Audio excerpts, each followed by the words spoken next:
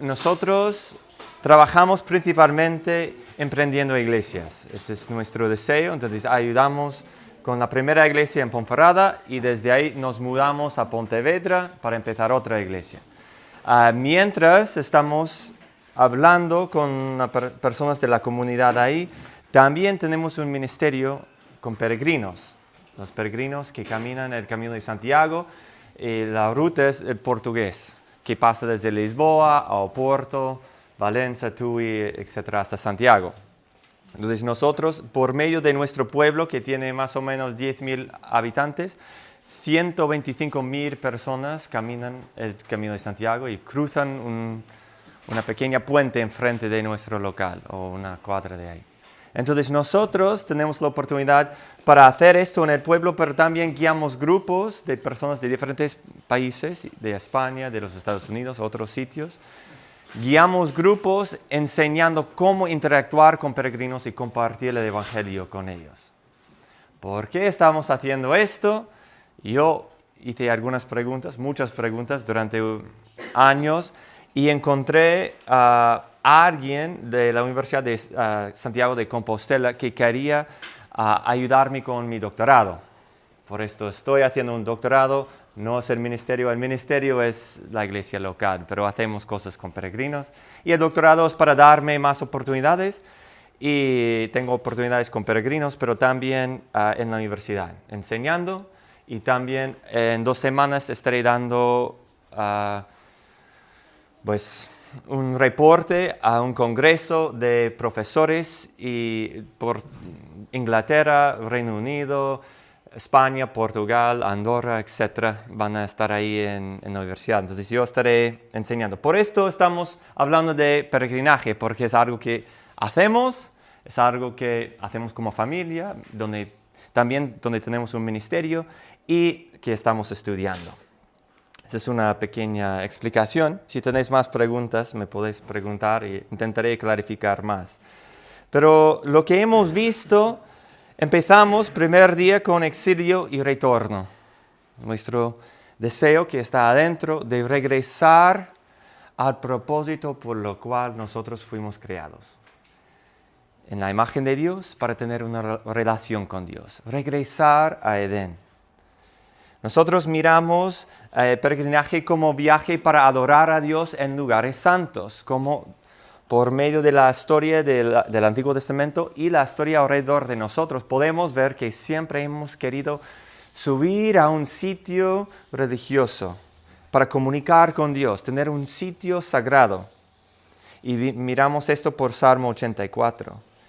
Ayer hablamos sobre Abraham y Sara en Hebreos 11 y este ciclo que ellos pasaron por promesa y prueba, que nosotros también repetimos en nuestras vidas. Anoche hablamos acerca del progreso del peregrino, de la teología histórica, que alguien muy importante en nuestra historia, John Bunyan, y un libro que él escribió.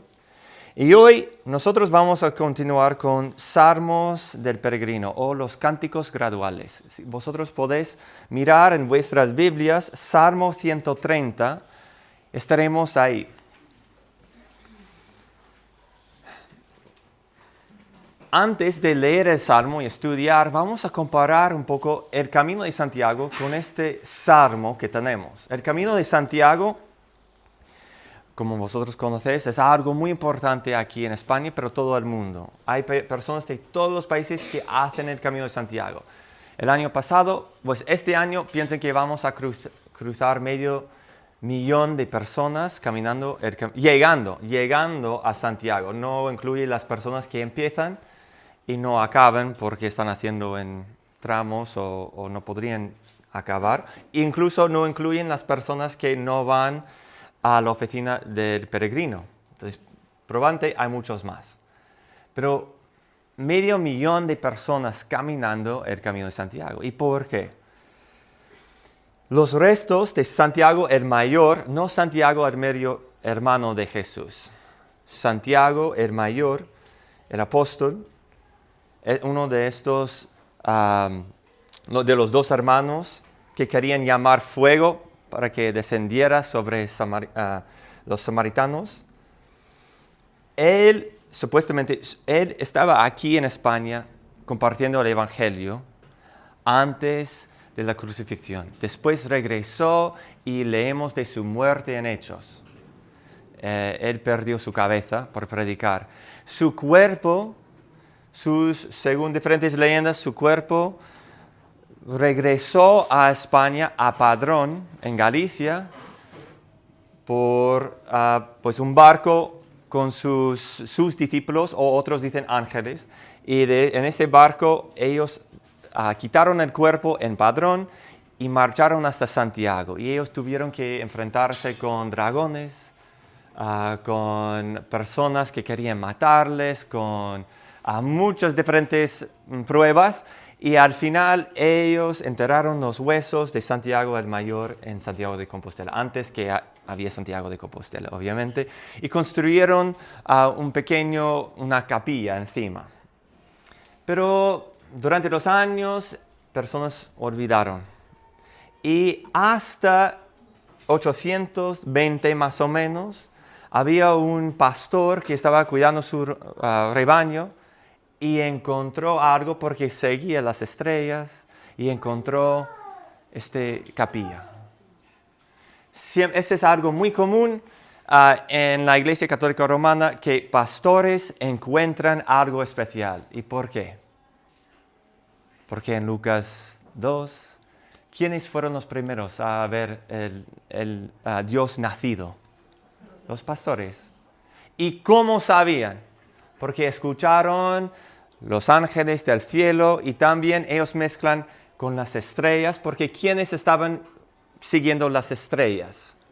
Los magos. Entonces, siempre cuando hay algo encontrado, normalmente es por un pastor o es por las estrellas, hay algo conectado. Pero aquí nosotros tenemos esto.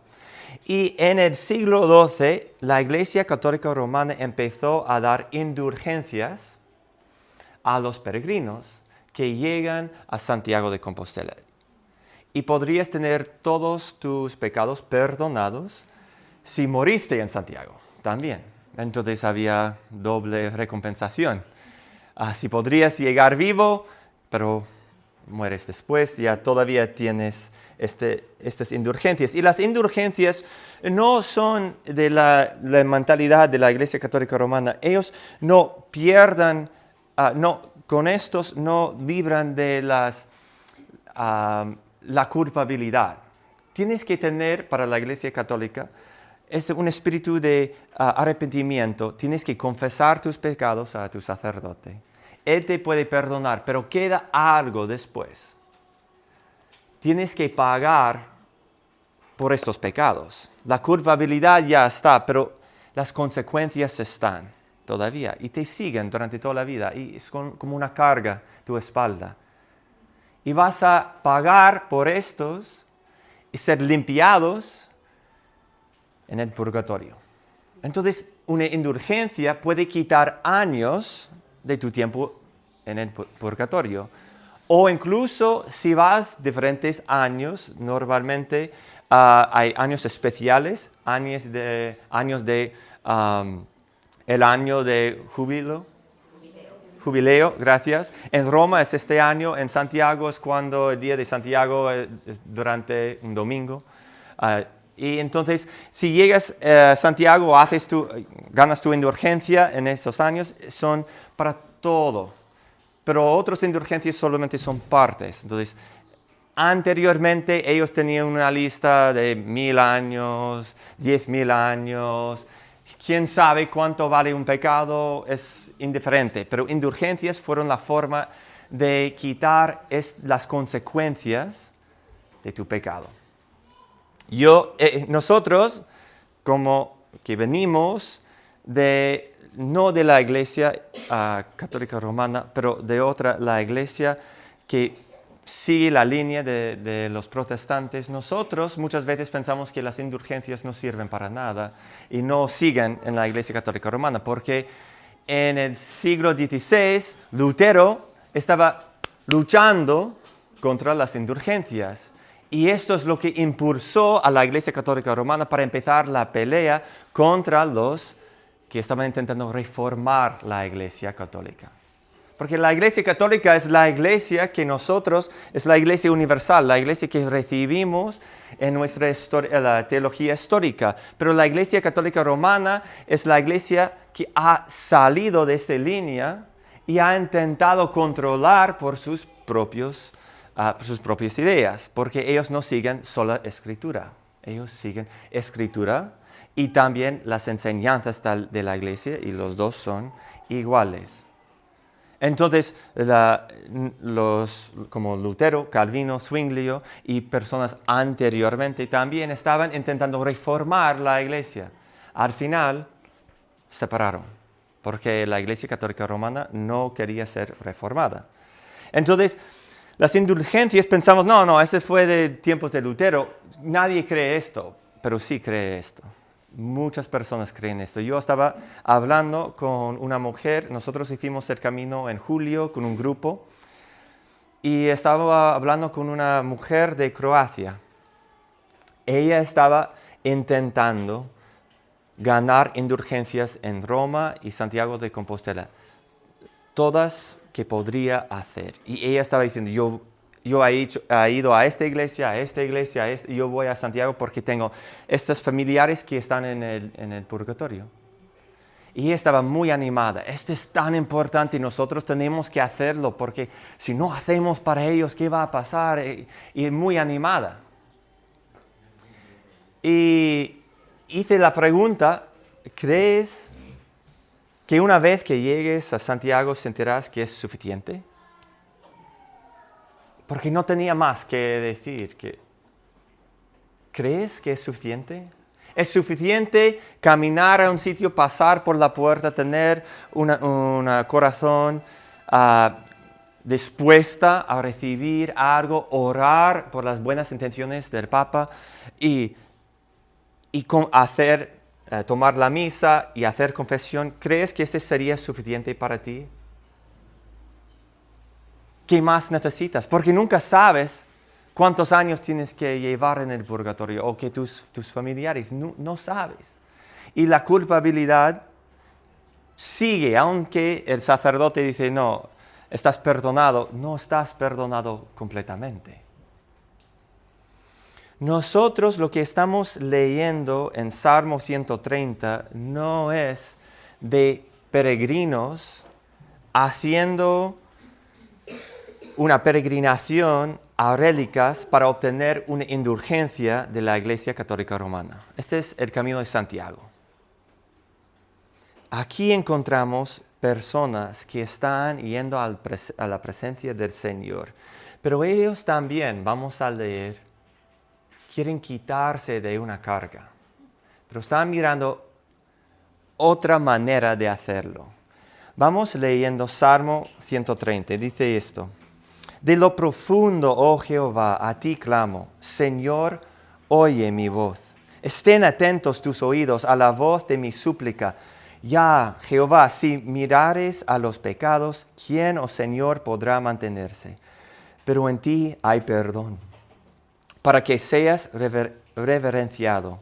Esperé yo a Jehová, esperó mi alma, en su palabra he esperado.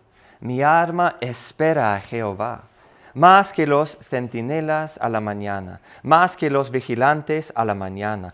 Espere Israel a Jehová, porque en Jehová hay misericordia y abundante redención con él, y él redimirá a Israel de todos sus pecados. Vamos a orar. Gracias, Dios, por este salmo.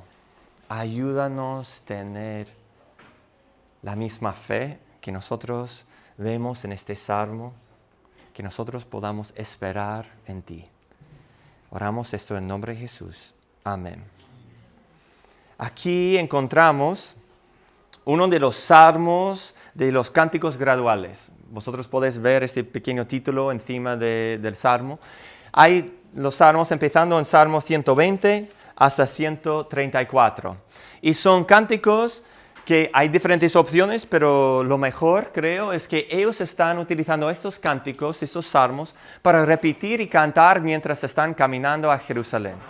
Y ellos estaban yendo a Jerusalén 3 veces, para la Pascua, la fiesta de los tabernáculos y la fiesta de las semanas. Entonces, los peregrinos cuando están en ruta están pensando, ¿a dónde vamos? ¿A dónde vamos a llegar? Y están cantando, orando, meditando en estos salmos. Es como un pequeño grupo de salmos para algo muy específico. Pero cuando no podrías hacer esta peregrinación, ¿a dónde irías? A estos salmos. Cuando ya solamente deseas ir a la presencia de Dios, nosotros miramos Salmo 84, que también hablaba de esto, pero aquí encontramos los salmos que ellos repitieron. Si no pudieras ir, todavía podrías cantar y pensar en ir. ¿Y por qué querían ir a Jerusalén? Porque ahí era la presencia del Señor, nuestro escudo y nuestro sol. Entonces, ellos querían esto, pero la pregunta fue, mientras nosotros estamos caminando, ¿quién podría subir?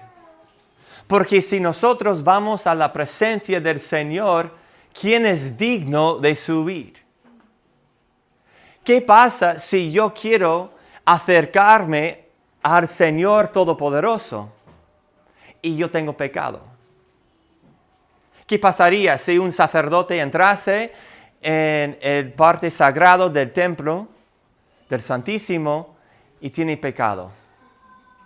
¿Qué pasa si alguien tocase ese arco del pacto? Él o ella perdería su vida. Entonces, mientras algo nos está atrayendo, algo nos está impulsando o empujando a tener precaución.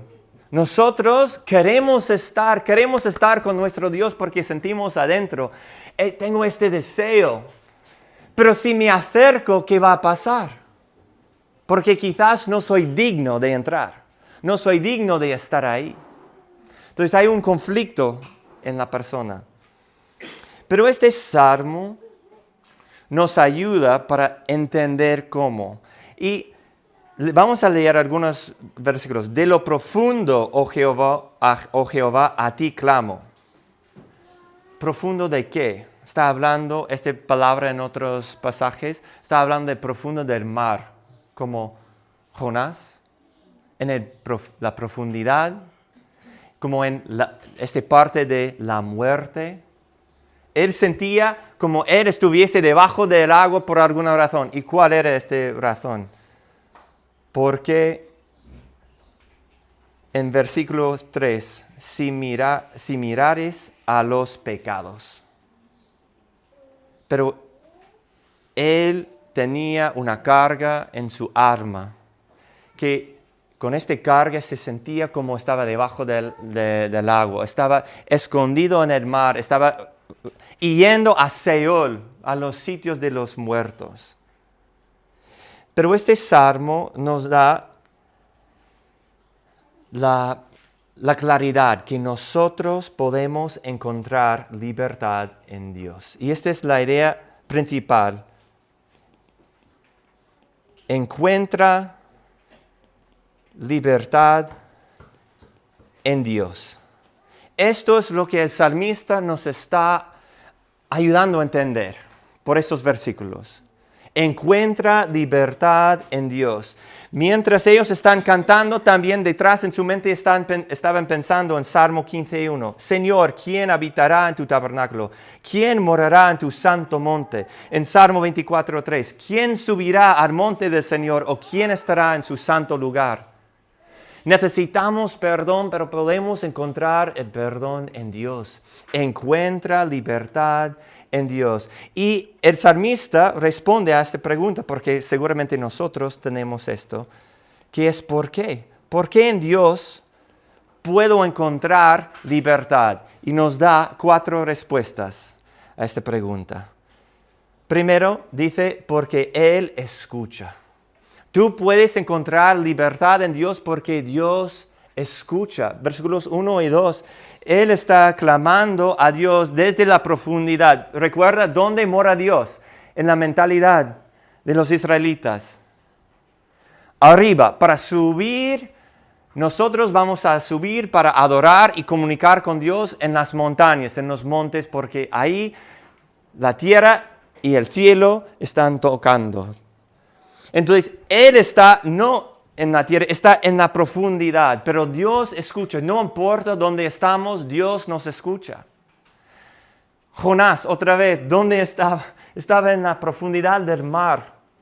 Y Dios podría escuchar. No importa si subes al cielo o bajas al mar y vas al oeste, Dios te escucha. Y nosotros sabemos esto porque Él está clamando, el salmista, a Dios, con la esperanza que Dios pueda escuchar. ¿Y qué sabemos? Muchas veces pensamos, esta es es su idea, pero no sabemos si es la verdad. La verdad es que Dios nos dio este salmo para leer, cantar, meditar y utilizar. Dios nos dio las palabras que Él quiere escuchar de nosotros. Nosotros tenemos exactamente lo que Dios quiere escuchar. Él quiere escuchar eso. Por esto nos ha dado su palabra, la palabra inspirada, la palabra preservada. Nosotros estamos leyendo un poema, un cántico de alguien que sentía la culpabilidad de su pecado, pero esta persona estaba escribiendo, las palabras que escribió fueron inspiradas por Dios para que nosotros pudiésemos utilizar también. Porque sí, no hay duda, Dios escucha. Pero no solamente podemos encontrar nuestra libertad porque Dios escucha, pero número 2, porque debe ser temido.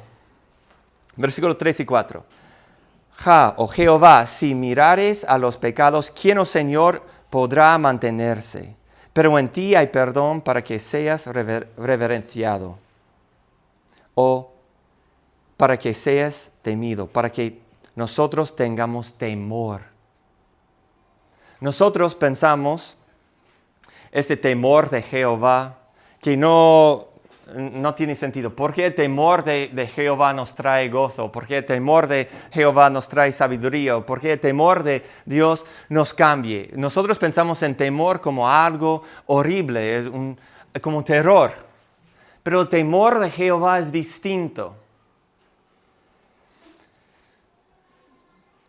Hay dos partes cuando nosotros pensamos en este temor. Primero, cuando nosotros escuchamos te perdono de una familiar y otra persona, muchas veces nosotros no sentimos temor.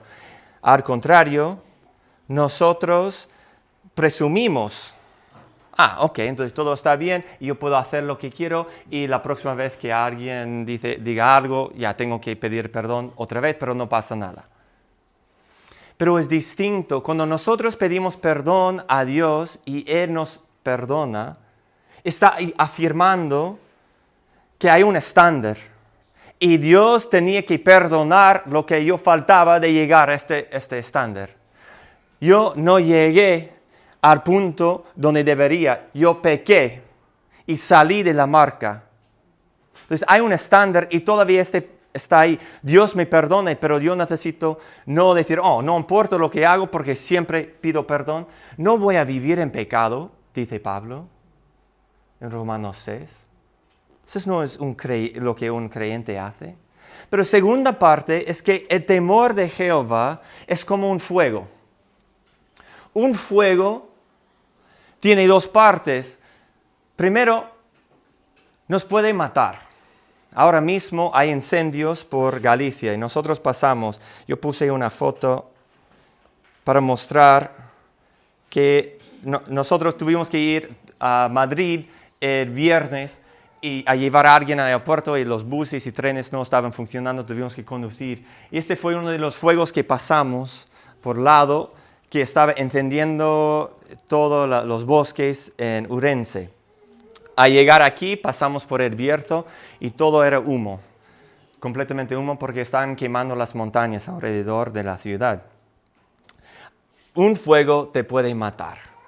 Entonces hay un aspecto de distancia. Pero hay otra parte. Si tú estás muriendo en la nieve y hielo, el fuego te puede salvar. Nosotros venimos de 2 estados en el norte de los Estados Unidos, Minnesota y Iowa, tocando a Canadá, y una de las cosas que hicimos, yo hice con grupos de jóvenes. Nosotros hicimos normalmente 2 escapadas al año con los jóvenes, uno por el verano, otro por el invierno. Del verano fuimos a los lagos para hacer canotaje durante 3-4 días. Durante el invierno nosotros fuimos a dormir en la nieve. Entonces, nosotros hicimos cuevas en la nieve y entramos ahí para dormir, con sacos de dormir. Y os puedo decir que no es una buena idea. Normalmente, cuando nosotros fuimos, llega a menos 18 grados. Entonces, estás ahí, haces 2 cosas. Comes para mantener las calorías que necesitas y esperas a regresar a casa. Esas son las 2 cosas que haces. Pero nosotros estamos aquí y si estás, decimos durmiendo en la nieve, no duermes en la nieve, solamente esperas en la nieve hasta que amanecer. Pero el momento que puedes salir, este es nuestro campamento, nosotros estamos debajo de lo que ves aquí. No se ve muy bien, pero estamos aquí en las cuevas. El momento que ya alguien enciende el fuego, la fogata, sales y estás ahí para comer y calentarte.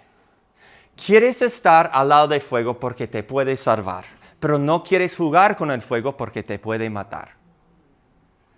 La reverencia del Señor, el temor del Señor nos atrae porque nos salva. Pero también nosotros tenemos que respetar porque esto es demasiado grande y fuerte para mí. Me puede consumir. Entonces tengo una reverencia que me atrae, pero también que yo necesito estar atento. Yo estoy aquí en tierra sagrada. No puedo hacer lo que quiero. Yo no puedo tratar a la presencia de Dios como un juego. Me puede matar. Y hay historias que nosotros tenemos, no solamente en el Antiguo Testamento. ¿Qué pasa cuando el pueblo del Señor está formando en el Antiguo Testamento? Han marchado de la tierra, han recibido los mandamientos, han entrado en la tierra prometida y ellos tenían que ofrecer todo de la ciudad que ellos conquistaron al Señor. Pero alguien robó de esta conquista. ¿Y qué pasó con él y su familia? Murieron. ¿Y qué pasó en el Nuevo Testamento cuando el pueblo de Dios estaba formando después de Hechos 2? Y había un nuevo pueblo, este grupo de esos cristianos que estaban siguiendo a Jesús. Y había un movimiento y estaban conquistando, compartiendo el Evangelio. Pero había 2 personas que mintieron. ¿Qué pasó con ellos? Murieron. Nosotros no podemos tratar a la santidad de Dios de una forma leve. La reverencia del Señor, el temor del Señor nos atrae, pero también hay una distancia de respeto que tenemos. Y cuando una persona entrase en el templo para ver los sacrificios, este fuego consumiendo carne, hueso y sangre por los pecados de los israelitas, atrae a las personas porque pueden oler, sentir, escuchar y ver que hay un sacrificio que está ascendiendo a Dios para perdonar o para cubrir los pecados del pueblo. Pero este mismo fuego, mismo sacrificio puede consumir a la persona. Entonces, el salmista dice, porque debe ser temido, reverenciado. Nosotros podemos encontrar perdón, porque esto representa que Dios es santo, pero también Dios es amor. Y esto nos atrae a Él, a tener ese temor de Jehová. Número 3, si nosotros estamos haciendo la pregunta, ¿por qué? ¿Por qué podemos encontrar libertad en Dios? Número 1, porque Él escucha. Número 2, porque debe ser temido. Número 3, porque Él responde. Porque Él responde. Versículo 5 dice, esperé yo a Jehová, esperó mi alma, en su palabra he esperado. Mi alma espera a Jehová más que los centinelas a la mañana, más que los vigilantes a la mañana. La persona, ese salmista, estaba esperando con expectación. Esta palabra de esperar, que nosotros encontremos ¿cuántas veces? Esperé, esperó, esperado, espera. 4 veces, en 3 líneas. Tiene que ver con alguien que está esperando, como cuando tú estás esperando la llegada de una familiar, alguien que amas, y sabes que va a pasar y que van a pasar por la puerta y tú estás esperando para ellos. Tienes expectativas que ya va a estar, no va a faltar mucho más. Es lo que cuando nuestros hijos están esperando la comida. Están ahí atentos para agarrar porque tienen hambre. Nosotros podemos esperar sabiendo que Dios va a cumplir su promesa. Pero no solamente esperar con expectación, pero también esperar con obediencia. Porque dice aquí que él estaba esperando en la palabra de Dios. ¿Cuál palabra estaba pensando? ¿Cuál palabra? ¿Una palabra? ¿2 palabras? ¿Una frase? Pues él está hablando del perdón de pecados de un Dios que ama. Y él podría recordar, segundo de Crónicas 7:14, si mi pueblo que lleva mi nombre se humilla y ora y busca mi rostro y se aparta de sus malos caminos, entonces yo escucharé desde el cielo, perdonaré sus pecados y sanaré su tierra. Isaías 55:7, que el impío abandone su camino y el hombre inicuo sus pensamientos, que se vuelva al Señor y Él tendrá misericordia de él. Y a nuestro Dios, pues Él perdonará abundantemente. O podría ir a Jeremías 31, Ezequiel 18, Joel 2, o en el Nuevo Testamento nosotros escuchamos en Hechos 3, arrepentíos pues y convertíos a Dios para que vuestros pecados sean borrados y vengan tiempos de refrigerio de la presencia del Señor. Primero de Juan 1:9. Si confesamos nuestros pecados, Él es fiel y justo para perdonarnos los pecados y limpiarnos de toda maldad.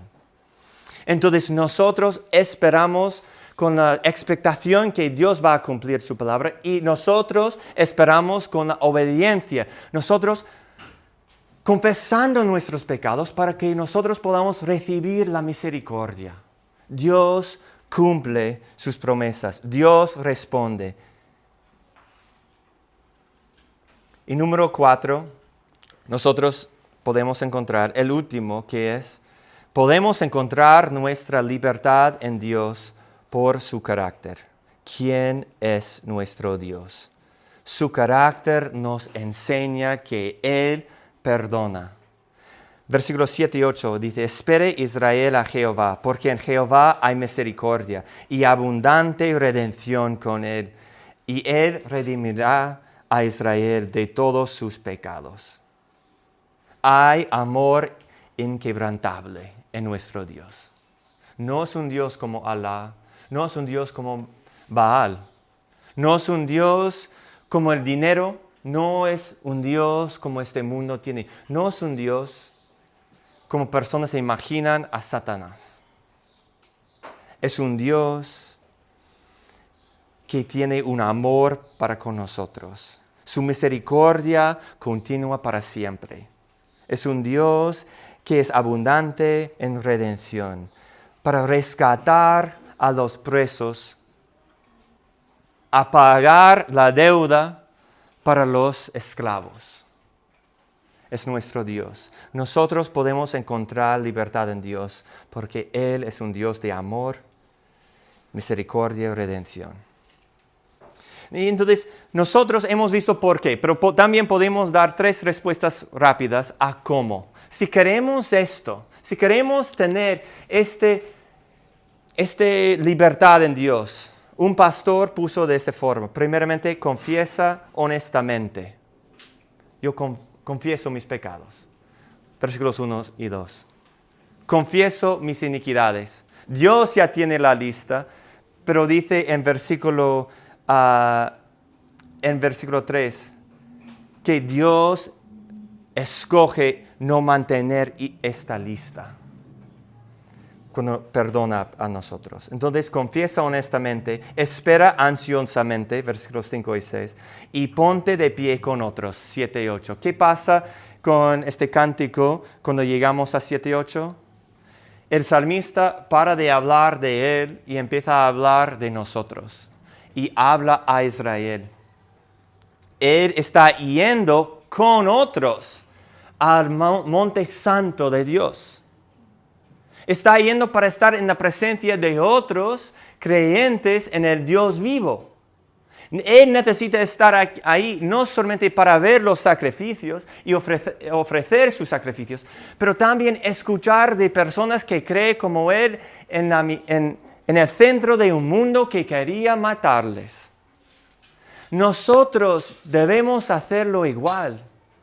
Nosotros venimos a campamentos así. Nosotros venimos los domingos o los otros momentos de oración o de enseñanza, no solamente porque ahí yo puedo encontrar algo para ayudar mi vida, pero ahí puedo escuchar de otros que creen en el mismo Dios y Dios está obrando en su vida y Dios está obrando en su vida y ellos tienen un testimonio de cómo ha obrado en su vida y yo necesito ver para afirmar que sí, aunque no lo veo, Dios está obrando en mi vida también. El salmista está incluyéndose con otros porque la vida cristiana no es una vida sola. Es una vida juntos con otros porque solos somos listos a apartarnos. Pero Dios nos ha dado la iglesia local para continuar, perseverar. Esto es uno de los salmos o los cánticos graduales. Pero recordad que al principio hice otra pregunta. Que en el mismo momento que la persona cantando estas canciones o los grupos estaban cantando, estaban esperando llegar a Jerusalén, también tenían dudas. ¿Quién puede habitar en tu tabernáculo? ¿Quién morará en tu santo monte? ¿Quién subirá al monte del Señor? ¿Quién estará en su santo lugar? ¿Quién puede entrar sin pecado a este templo? ¿Quién puede estar en la presencia de Dios sin estas preguntas? Porque no soy suficiente. ¿Quién puede acercarse a este fuego con un corazón puro? Con labios que no han mentido, con manos limpios. ¿Quién puede hacerlo? Y nosotros tenemos la respuesta. Jesucristo. Él lo hizo. Él subió al monte. Él llevó la carga de nuestros pecados. Él entró en el templo puro y perfecto. La segunda persona de la Trinidad. Él hizo todo esto para que nosotros pudiésemos acercarnos a este fuego sin el temor de ser consumidos por nuestros pecados. Tenemos a Jesucristo. ¿Quién subió al monte? No solamente el monte del templo, pero el monte Calvario, para ofrecer este perdón a cada persona que confiese sus pecados y reciba este don de Dios. No hay otro que podría subir solo hay uno, Jesucristo. Y Él lo hizo por nosotros. Nosotros podemos cantar esta canción, este coro, este salmo, porque nosotros entendemos que Dios no solamente cubre pecados, pero Él paga por los pecados en la segunda persona de la Trinidad, Jesucristo, nuestro Redentor. Nosotros tenemos Jesucristo. Nosotros no hacemos un camino a Santiago para buscar una indulgencia. ¿Quién sabrá cuántos años yo tendría que llevar en el purgatorio por mis pecados? ¿Quién va a decir un número de cuánto necesito estar ahí para ser purificado? Yo sé que en Jesucristo hay perdón. Y Él subió al monte y nosotros podemos subir con Él. En Él. En el progreso del peregrino nosotros encontramos en un momento quizás raro en el libro porque pensaríamos que hubiese sido antes, pero encontramos cuando Cristiano ve la cruz por la primera vez. Dice esto: después en mi sueño vi a Cristiano ir por un camino resguardado a uno y otro lado por las dos murallas llamadas Salvación. Marchaba así con mucha dificultad por razones de la carga que llevaba en sus espaldas. Pero marchaba apresurado y sin detenerse, hasta que lo vi llegar a una montaña, y en cuya cima había una cruz, y un poco más abajo un sepulcro. Al llegar a la cruz, instantáneamente la carga se soltó de sus hombros y rodando fue a caer en el sepulcro y ya no la vi más. ¿Cuál no sería entonces la agilidad y el gozo de Cristiano? Bendito Él. Le oí exclamar que con sus penas me ha dado descanso y con su muerte me ha dado vida. Por algunos instantes se quedó como extático mirando y adorando, porque le era muy sorprendente que la vista de la cruz así hiciese caer su carga. Continuó contemplándola, pues, hasta que su corazón rompió en abundantes lágrimas. Llorando estaba cuando 3 seres resplandecientes se pusieron delante de él, saludándole con la paz. Luego el primero le dijo: perdonados te son tus pecados. Entonces el segundo le despojó de sus harapos y le vistió de un nuevo ropaje. Y el tercero le puso una señal en su frente. Le entregó un rollo sellado, el cual debía estudiar en el camino, entregar a su llegada a la puerta celestial. Cristiano, al ver todo esto, dio 3 saltos de alegría y continuó cantando: vine cargado con la culpa mía, de lejos sin alivio a mi dolor. Mas en este lugar, oh, qué alegría, mi solaz y mi dicha comenzó. Aquí cayó mi carga a su atadura, en este sitio rota yo sentí. Bendita cruz, bendita sepultura, y más bendito quien murió por mí. Nosotros podemos encontrar libertad en Dios, porque Él escucha, porque Él debemos temer a Él, porque Él responde y porque quién es Él, porque sus atributos y su carácter. Y nosotros podemos ver todo esto en la persona de Jesucristo nuestro Señor. Oramos. Gracias, Dios, por este salmo que fue escrito no sé cuántos cientos de años atrás, pero han sido cantados por personas de Israel y personas como nosotros, también incluidos. No por lo que es quienes somos, no porque lo que hemos hecho, no por nuestra descendencia, pero porque somos en Cristo. Gracias por tu palabra que nos dirige a Él y que nos explica la libertad que tenemos en ti. Oramos esto en el nombre de Jesús. Amén. ¿Hay preguntas si quieres?